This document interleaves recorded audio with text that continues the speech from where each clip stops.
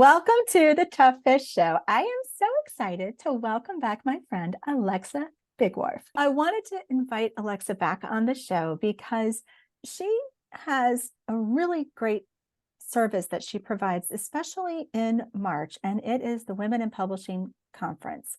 It's a summit, it's an online summit, and she is the host. She has been doing this for several years, and I have been an attendee. And last year, I actually was helping facilitate some of the rooms. And in both cases, it's just such a great experience to be able to attend, to be a part of it, to be able to listen to different speakers and to grow in your author business, grow in your business in general, because you're around other people who are a part of the same community, and you're growing and you're learning. And I mean, I just think what you do is wonderful. So I will now hop off my little soapbox. But what I wanted to do is talk with you about, what it's like hosting something like of this magnitude, of this, with this whole piece. Like, what kind of things do you look for in speakers? Because I can tell you that there are so many memorable speakers that I listened to in the last few years that, I would just love to kind of get some insights from the host herself. Well, that's a big question. So the first part of that question, what it's like to host a summit. So I've been doing this. We're going into the first one was in May of 2016. So I think this is our 8th or 9th year. Math is not my strong point, but it took me a couple of years. Yes, I think this will be the 7th Women in Publishing Summit, so the 9th year total. It took me 2 years to kind of find my footing. So I think if you want to host an event of this nature, the first thing is to really, just like you would with marketing your books, is have a really clear idea of who your target audience is. And the first time was so funny because I didn't really know. I knew that I wanted it to be a big event, but I was like, it's for anybody who wants to write anything. And at the time I was doing a lot of blogging. So the title of the conference was Career Beyond Your Blog. And so we had people who were talking about writing in newspapers, people who were talking about starting podcasts and doing stuff like that. We had authors. I had Joanna Penn. I don't know why she said yes to me, but she did. That was very gracious of her. We had people coming in and talking to authors. We had people coming in and talking to bloggers. I mean, it was massive. It was massive, and it was really hard to focus down in. And the next year I narrowed way down, and I had started Write, Publish, Sell by that point in time, my company. And so it was just called the Write, Publish, Sell Conference. And it was narrowed down to just authors. Now we still had some of those other building blocks and pieces, but it was narrowed down to authors. We weren't trying to do newsprint and all these other things. And then it was in that time frame that I was like, I really want to be talking to a more specific audience. I had a little bit of luck on my side because around the same time that I decided I really wanted to focus on women and supporting women and those who identify as women through the process, Me Too movement happened, like literally a month after I announced the Women in Publishing Summit. And so that was good timing in the fact that it got a lot of people talking about women and the things happening to women and our role in society and stuff that happens to us and how, and especially like for us in the publishing industry, how it's still a man's world. And it's not a man bashing conference, as you know, Jen, but it is a place where women get to shine without anyone else putting their light down on them. And it was also really important for me to bring forth diversity. So when you ask what I'm looking for in speakers, it's definitely people who embody what our motto of our conference is, which is to empower, encourage, and support. So we want to bring in diverse voices. We want to bring in inspirational voices. We want to bring in people who have a lot of experience because we want to learn from people who are actually seeing results and doing things. But we also like to bring in beginners as speakers because those people can really speak to the fears that our new authors have, to the challenges that our new authors have. So sometimes our most popular panels are the new author panel, where people are just like, oh, well, this is how I messed this all up, and or this is what's going well for me, or things of that nature. So we try, when we put together, as most conferences do, when you're going out there and you're submitting to conferences, there should be some pretty clear guidelines of the type of speakers, presentations. And if you can't find guidelines, I have very clear guidelines. I even have a video that explains, this is what we're looking for. This is who we're talking to. This is how we talk to them. But you can always look back at the last year's conference, and sometimes you can see a couple years before that and see what types of topics that they covered and go in line with all of those types of things.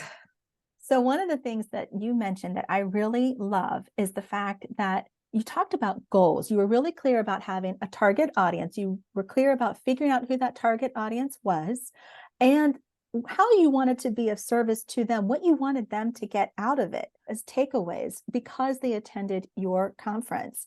And to me, that goes back to the goals. And one of the things we were talking about earlier before we hit record were these three things that you were mentioning about really what helps to be a strong speaker. Would you talk a bit about that? Yeah, so it's interesting, obviously you want to be as appealing of a candidate as possible to the selection committee, to the conference selection committee. And so in that, you're going to want to make sure that you have a topic that is obviously going to be relevant and that they feel like is going to provide great takeaways for their audience. I know with us, we really look for, and in fact, we give specific instructions. We say, provide the description, and I want to know the 3 key takeaways, because not only for marketing, what people are going to be learning, I want it to be, they have to choose between 4 rooms. So as they're reading descriptions of sessions, I want them to know really clearly what it is they're going to learn and take away from those workshops. So in crafting your submission, you want to make sure that you're definitely providing something that the conference selection committee is thinking, okay, this is something we really want our people to learn, and this is very clear. But going back to more the heart of the question is, what is it that you as a speaker, because right now we're talking about how to make sure that you're getting the most out of it, is you want to make sure that you have your goals for what you're teaching. You want to make sure that you have a presentation that is definitely appealing and is definitely that the attendee can definitely say, okay, I know I'm going to learn these things. This is what I'm going to take away from. It's very clear to them.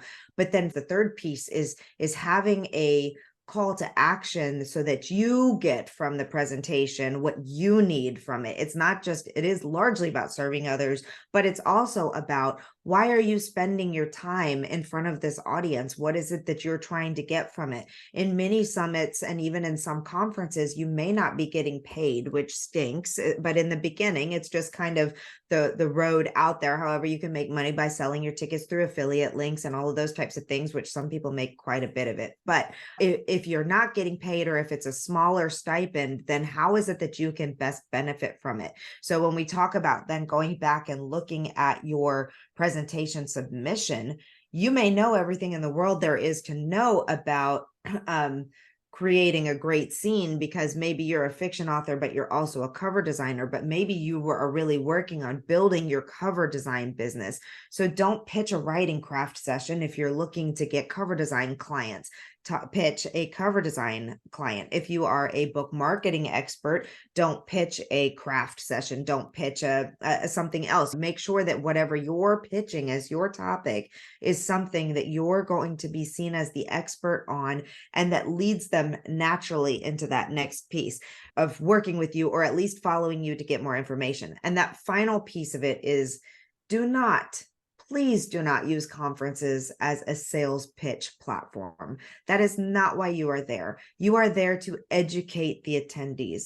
I tell this with our speakers when we have our orientation session. You are more than welcome to have a call to action. You are more than welcome to let people know briefly that you do something, that you run a course, that you have a program, that you do this or that. But your goal and my goal for the conference is that we educate our attendees, whether it's a free conference or a paid conference. That should be your most important thing. And then your call to action gets them on your email list, gives them something, does something to them, so that you can follow up with your sales to them after the fact. And I assure you 150 million%, and I've heard this back from our speakers too, is that the ones who really delivered great content and provided great service and information to those folks, value, they had no problems getting people to sign up on their email list, to take advantage of their authors, to do the next step with that. But I can also tell you on the other side, if there was somebody who was pitching their program or pitching their book or pitching their course or pitching whatever throughout, dropping it in there the entire time, and then had like 5 minutes just telling about those people, everybody's like, we don't like that. We didn't come here to be pitched to. We came to learn from you. So that's to me, those are the very important things, is that you're creating a goal for your presentation that not only serves your audience, but also serves you, because you need that to happen, that you are showing up and delivering something that is very clear, that has very clear action steps, that people feel like, okay, I know what to do from this. I know what I need to do next to implement this thing that I just learned, and that you are creating some type of call to action so that people get on your email list, so that you can further your relationship with them and offer them discounts, deals, coupons, courses, whatever it is that you want to offer them.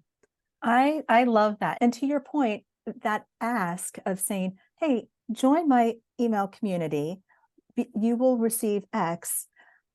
It's a natural extension, because when you have been a part of that space, you've delivered, and then you have a clear ask in relation to it. And on top of it, it should feel like an easy step for that attendee to want to do, but it should feel like a natural extension and an easy yes to do.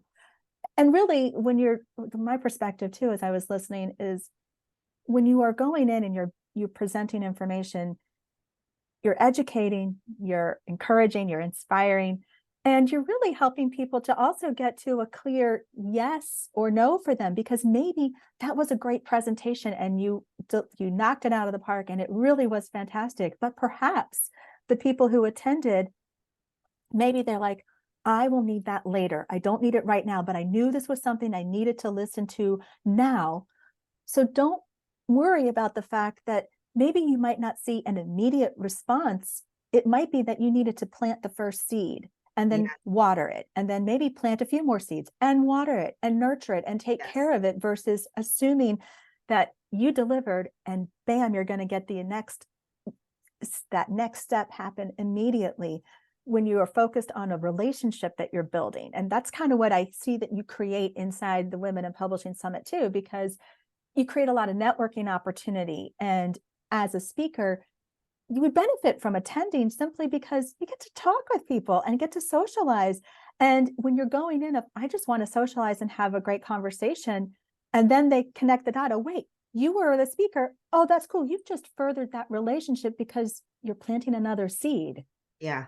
Yeah, absolutely. There's a couple things I want to address in what you've just said. And that is, the first is that your realistic expectations on what's going to come out of just that presentation. And I think that's really important to note, is that unless it's a live presentation at a live conference, the odds are only a small percentage of the community, if there's multiple things happening, only a small percentage of the community will be there with you live. So you're going to get a lot of replays. And with ours, like, we have access, people have access for a full year. With some conferences, they have never ending access. With some conferences, it's 6 years.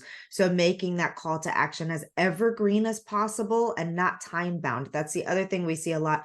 We see this more from sponsors than attendees, but than speakers, but sometimes speakers will do this too. They'll be like, and if you get this by Monday or by, 5 days from there, I'll give you a 50% discount or whatever. Well, it may be 6 months before someone in the conference actually even watches that presentation. So knowing, creating something that they can come in at any point in time, especially if it's lifetime access. I mean, it could be 3 years later, somebody's watching it and comes in and takes it. So that's one thing, is not being too time bound. The second thing is that you want to make sure that, what I don't like to see is people saying, get on my email list to get the slides. We invite all of our speakers to provide slides or worksheets with their conferences. First of all, ours is not a free summit, it's an actual paid conference. So to me, that's a little bit different. People are paying for the content and they expect to automatically receive the things. And it always kind of surprises me when people won't give away their slides.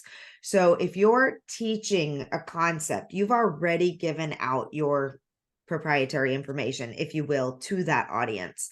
So why not also allow them to have the slides? The slides allows people that learn like me, who like to see things as they're hearing them, go through those and see those bullet points. It also allows people to step back when you're speaking. If they know that they've got access to the slides, then they can listen to you and focus on your presentation instead of being so worried about taking down every note that you say. I miss so much in presentations while I'm note taking. because I'm trying to remember what it was that they just said that I missed the next thing that they said. So keep in mind that, and be willing to provide those slides. There should be nothing that those people can steal from you that they didn't already learn just from listening to the presentation. And if you are worried about proprietary information or specific things or whatever, you don't have to put everything in your slides. But again, that's another thing that makes people feel less suspicious of you, right? If people ask, can I have the slides? And people say no, I think that automatically makes people think, oh, that's weird. I get that feeling when someone says no, they won't provide the slides. And sorry if anybody's listening that's been one of our speakers and has said no. I understand people have their reasoning and you don't like people stealing your design or stealing whatever. I get that there's a lot of valid reasons why people say no to that, but there's always also a lot of really good reasons why you can provide. Or if you don't want to provide your full slide deck, then have a couple page PDF, something that has the key things. If you listed links or resources or things like that, put those in there so that you can confidently give that away without feeling nervous about it. But if you're when we talked about getting people on your email list and having a call to action, I prefer not to have people use the slides as an email list generator thing, because then people are signing up for your slides. They're not necessarily signing up for your content. Right. So you want to make sure that whatever you're giving them is like, you can get on my email list if you sign up for my PDF of my 5 steps to whatever. That's a little different and people know and understand more of what they're doing. I've seen some great landing pages that some of our speakers have done, which have just blown my mind, which I think are phenomenal. Instead of having like a link directly to just an email magnet, they've set up an entire page that's got all kinds of great resources, an email lead magnet, of course, and also may have their slides or their worksheets on that page that people can download from there, which is just really great. And that gives you a page out there that you can send anybody to and get the benefit of them going and seeing all of your different stuff. But you can also use it. I like to see, and this is one more thing, sorry, my brain is just going here. I also like to see how, if I'm on a podcast or in a conference or on a summit or any of those types of things, I like to see how my performance at that particular event does. How many new email subscribers did I get from that event, so that I know if they invite me back, whether it was worth my time or not. And that may sound very pretentious of me, but all of us are busy and there's lots of conferences and summits going on. And I'm happy to say yes to the ones where I feel like the community is right for me. So I create landing pages or email tags or something that sets it up so that I know where it came from, so that I can be tracking, okay, I do this conference every year. I get 300 new email subscribers every year. This is worth it. I did this conference. I got no email subscribers. That's not my people. That's a really great point. And something that you were talking about that I really like to kind of push on a little bit here is when you're a speaker, yes, let's say you've done a successful pitch. Yes, let's say you're very clear about what the outcomes are, the benefits to you, the benefits to your audience, and your presentation is solid in educating and in inspiring. Let's talk about the delivery. What kind of things for you as a host resonate for when you know that speaker has kind of nailed it? Does it seem like they have practiced a lot? Does it seem like they not just understand that they only have so much time? Because every summit's going to have a certain window of, you have 45 minutes or an hour or 75 minutes or whatever it is. This is how long you can talk. Does it seem like they have practiced it, that they know that material? Does it seem like they're comfortable in the container, whether it's on a physical stage or whether it's in the Zoom? Like, what kind of things resonate with you about the delivery? Yeah, it's really interesting. And having just gone through the selection process of our last few speakers, this is a super fresh topic for me, because one thing is you can tell if people are very comfortable speaking about their topic and really know their topic well enough to narrow it down and niche it down to the most important things to talk about. And, you can book marketing as an example. I cannot talk about book marketing in under an hour and a half and do the things that I need to do. So if I'm going to a presentation where I know I have 35 minutes or 50 minutes or something under an hour, then I have to go and I have to pull the specific things that I want to talk about. Maybe today we're only talking about pre-launch activities. Maybe we're just talking about building your advanced launch, your advanced reader team, something of that nature, narrowing it down. And you can definitely tell the ones who know and have an idea of how to narrow it down to a very specific topic with very specific outcomes. You can also, on the opposite side, see the things where people have like fit so much stuff into it, and not making fun of anyone, but we've definitely seen proposals that were like, I'm going to talk about the entire book launch process, everything from writing your book to selling your book to getting on podcasts. And you're like, each one of those things is like its own monster category, and then could still be. So when you see something like that, to me, that's a huge indicator that this person doesn't have a lot of experience on the speaking front, because if they did, they would know how to narrow it down more specifically than that. So that's definitely a big thing. And you can definitely tell the people when we've had, I like to tell this story because right now, I don't think most people that know me would know that there was a point in time where I could barely say 3 words in front of people publicly with like out melting down, basically. When I was an intel officer in the Air Force, and when I went through officer training school, one of the main pieces, because officers, whether you're an intel officer or any type of officer, officers are often required to provide briefings at some point in time in their career. So a major part of our training was delivering a timed speech on a subject. And it was so strict that if you went 1 second over, you failed that component of the training. We had people washed out of our class because they busted the time limit on their 5-minute briefing. Now you might think that that's extreme, but this is an important core component, right? So what we had to do, what I did, I was terrified. I had never done public speaking before, other than like I was an officer in my sorority in college, right? So I was spoken in front of my female friends who it didn't matter how well I came across, but I stayed up all night. I researched the mess out of the topic, which by the way was such a super interesting topic. It was about the very first female snipers in the Army. Super interesting. But I researched the mess out of that because I was not an expert in that topic. I stayed up all night and I memorized all of my speaking points. I timed myself. I did all the things. I was in my closet, in my dorm room at officer training school all night long, just like practicing. You went over, do it again, cut this out. And so I nailed it. I got up, I did my presentation. I had practiced it so much, I had it memorized basically, which is not what we want to do. That's not awesome either. But I had to be able to deliver, do the things, and do it in a time limit.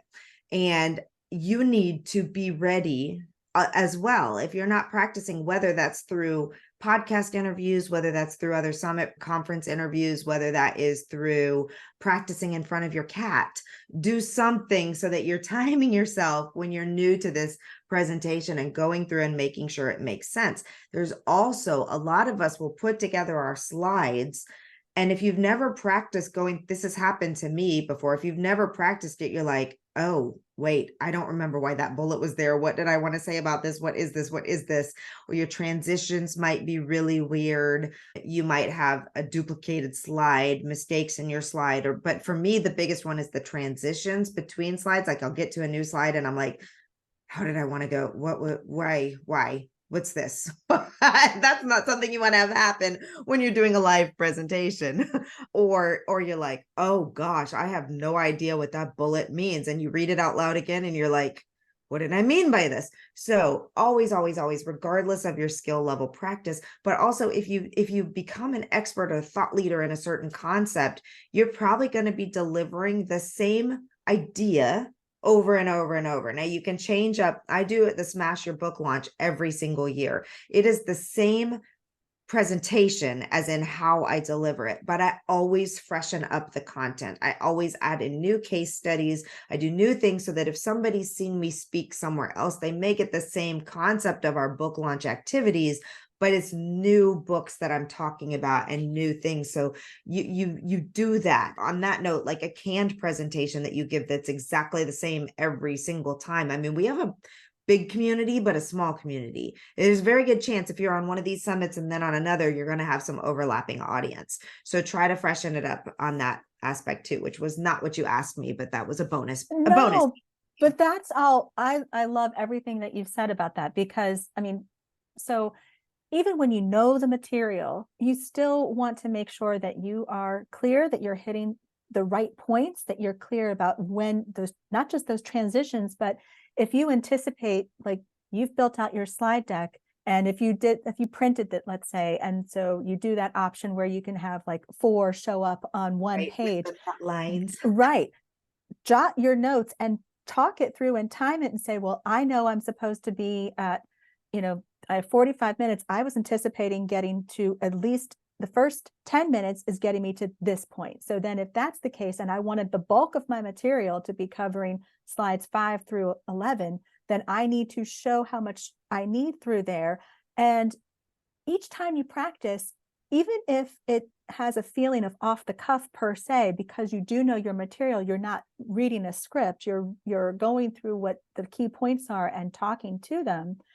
If there's something that you've said, you're like, I'm really glad I said that, thought that out, jot those notes and rework it and keep practicing it. And even if you've done several presentations, this isn't your first rodeo show per se, but you are developing a new topic or a new presentation or a new way to convey, like you were saying, where you have the same idea, but you change out enough key pieces so that it's fresh. You've essentially created a new presentation. Even if there's enough commonality from before, treat it like it's new again and go through and give it the same respect as you did the very first time you created it, because you still want to deliver this with the best, the best delivery that you can with the right timing, and know that all the pieces are still flowing. Right. And in that, I also want to address the intro and the outro of your presentation, because don't forget to tell people who you are when you start, but don't spend 10 minutes telling them everything about everything that ever happened to you. I have, obviously, what I do as a publishing consultant and a publisher and a book marketing expert, like we run the gamut on where our audience is. So I do a lot of different types of presentations. So I always try to flex that intro slide to what's most applicable to the audience at hand. So if I am talking about a book marketing topic, I keep my intro slide relevant to book marketing experience. I don't need to tell them about everything under the sun that I've ever done. What I want them to know is 2 things: a basic idea of who I am as a person, as a human, because that's important in our connection and relationships. And then, so I'll include that I have kids and a dog and live in Columbia, South Carolina, but then just a couple of bullet points on why I am the expert, because I want them to feel confident that they are in the right place to learn from the right person. I don't want them to walk away thinking, why in the world, what credibility does she have to teach this to me, and why? I want them to know straight up front, we've launched X number of books, we've done this, we've had blah, blah, blah, something. But again, don't waste a lot of your time there, because at the end of the day, other than getting that check in the box, okay, she knows what she's talking about, she has the experience, I feel comfortable that I'm in the right place, they don't care. They don't care about anything else. Like, they will get to know you throughout, and you can use examples and you can demonstrate your expertise throughout the presentation. And then at the end, again, if you have a product, course, service, those types of things, your pitch should really take up no more than 1 minute of your overall presentation. And just what I like to do is I like to combine what I do, or whatever my offer is, or whatever my lead magnet is, all those types of things, onto my questions page, so that slide stays up there the whole time while we're doing our Q&A session, with the link, with a note about, like, book launch in a box is coming up, or the Women in Publishing Summit is coming up, or whatever, with a link or QR code, or however you want to get people there. But then it stays there. You can be answering questions, continuing to deliver value, and they see what their next steps are. I really love I love that you focused in on, like, the intro and the outro too, because sometimes you can be so wrapped up in, I'm delivering the meat of this content, and it has to be just as important. It's the whole thing I want to be talking about. But you want to set it up correctly, and you want to close correctly, because when you are going through that whole presentation, you want that entire audience to feel like, wow, that was such a great use of my time. Thank you. I'm so glad And how do I get more in your world? That's really what you're hoping for. But in the same breath, it really went back to the fact that you focused on serving and you focused on saying, how do I make sure that the time that I'm spending to do this is delivering the most bang for buck for my attendees and therefore for my host, because the speaker is solving a problem, so to speak, for the host. The host saying, I want to have a conference, a summit. I need other people to help me to bring in, information, bring in knowledge, bring in activities for my guests, for my attendees. And the host is saying, this is what I'm attempting to do. The speaker is saying, this is how I want to be a part of that and be of service. And the attendees are reaping the benefit from all of that. But to me, like what I'm hearing is really just a form of, the more you're focused on showing up and doing the best you can with the space that you have and delivering the most value, focusing on others, it will come back to you. It will come back to you in some way, even if it starts out by just planting seeds and saying, I help this attendee think a little differently or recognize something that they might not have thought about before. Maybe, to your point, like book launch in a box. Maybe the attendee is starting out by saying, I'm in the middle of my first manuscript, and this summit is helping me think through the editing phase or the layout design phase or the publishing phase but they know they need to think about marketing. They may not understand all of those parts. They may not understand what a launch entails, but what they do understand is that they learned about it early enough that they can say, that's planted the seed. I know I need to come back to that. And that's the right person who helped me because I really resonated with their message. I'm going to keep up with them so that when the time comes, I know how to work with that person. Absolutely. I can't, I'm an overgiver, I would say. Like, it's just in my nature. I can't help myself. This is why I had to start, funnily enough, why I had to stop doing free discovery calls. Because what would happen is somebody would book 15 minutes on my calendar to find out what kind of services I offered. And an hour and a half later, I would have given them their entire marketing strategy, so I've had to stop doing that and actually charge for my time for that very reason. Like, my time is valuable. Your time is valuable as an expert, as going as an industry leader, a thought leader, your time is valuable, and you should make sure that you are being compensated for sharing that. But there's a lot of spaces and places where I just will give and give and give because I just can't help myself. I like to talk. And I'm no longer that little second lieutenant, or not even that on my way to be second lieutenant, hiding in the closet, trying to figure out how to speak for 5 minutes, terrified out of my shoes. Now, I love that. But the fact of the matter is, in the beginning, you may spend a lot of time giving and not feeling like you're getting anything back. And that's kind of part of the cutting your teeth process. That's the piece where you are building credibility. It's the same when you put your first book out. There's a very, very, very small percentage of people who sell thousands of books with their first book. It's just so tiny. Like, to me, I don't even think that should be a goal for people. I think your first book should be establishing yourself, creating the foundation and growing from there, because you learn so much. And honestly, our first books are usually not that awesome anyway. I mean, obviously all of our books were awesome, but you learn and you grow and you get better and you do things.